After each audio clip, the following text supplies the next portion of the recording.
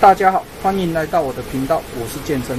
今天是2023年3月9号星期四。今天想要来分享吸尘器平常的清洁跟保养。我示范的机器是戴森的，这一款应该是 V6的。其实大部分的吸尘器的清洁方法理论上都一样。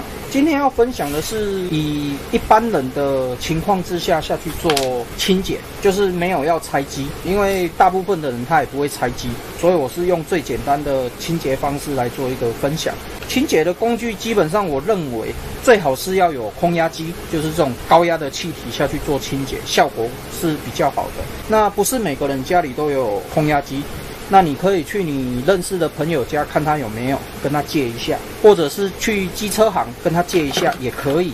那接下来我们就是来讲解一下怎么样去做一般清洁剂的清洁方法。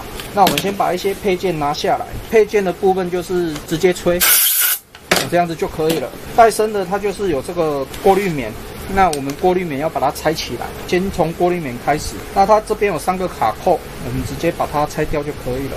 用一致的螺丝起子就可以了，直接把它推进去，推小力一点，你不要把这个扣环推坏掉就好了，这样子就可以拆起来了。拆起来我们就是把它吹一吹，里面也是，我们就是不要对着自己，这样子吹一吹。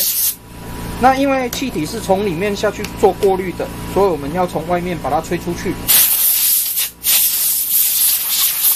理论上这样子就可以了。那你如果要用洗的也可以，只是你洗完的时候要让它阴干。吹完以后，我们就可以直接把它放进去，那对准这个扣环就可以了。那机身的部分，我们就是先把里面的垃圾清掉，然后这个整个盖子把它拿出来。那我们先从盖子的部分开始。我们盖子一样，这边有刷子，我会建议你先用刷子稍微刷一下。我就整体这样子稍微刷一下，然后用气枪吹一吹，由外而内吹进去，这样子理论上就好了。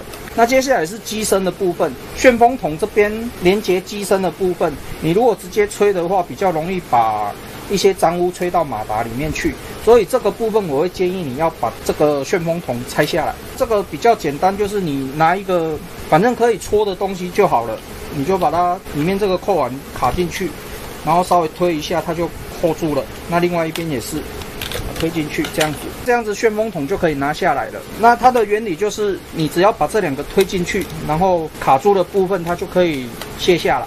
那卸下来你就可以拆下来了。那旋风筒一样，我们就是先把外围的部分清干净。接下来就是这边，我们直接把它吹出去。这样子，理论上它的气体会在里面流通嘛，所以只要有洞的地方，我都建议你稍微吹一下，像这个部分。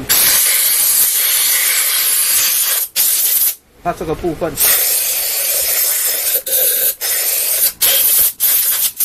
基本上这样子，大部分的灰尘都可以清洁得掉。你如果要大保养的话，通常我都是建议1年到2年才进行一个大保养。那大保养就是要把所有的零件都拆下来。那这个部分是对一般人是比较没有那么简单的。那网络上有很多分享拆卸的过程，大家都可以自己去寻找自己想要看的影片。清洁完以后，我们要把它装回去，就是直接扣上去就可以了。这样子就扣进去了，过滤棉的部分就塞进去，那集成桶我们就把它装回去。这样子简单的居家清洁保养就已经清洁好了。那我这一台吸尘器的简易清洁保养过程分享文章就分享到这边为止。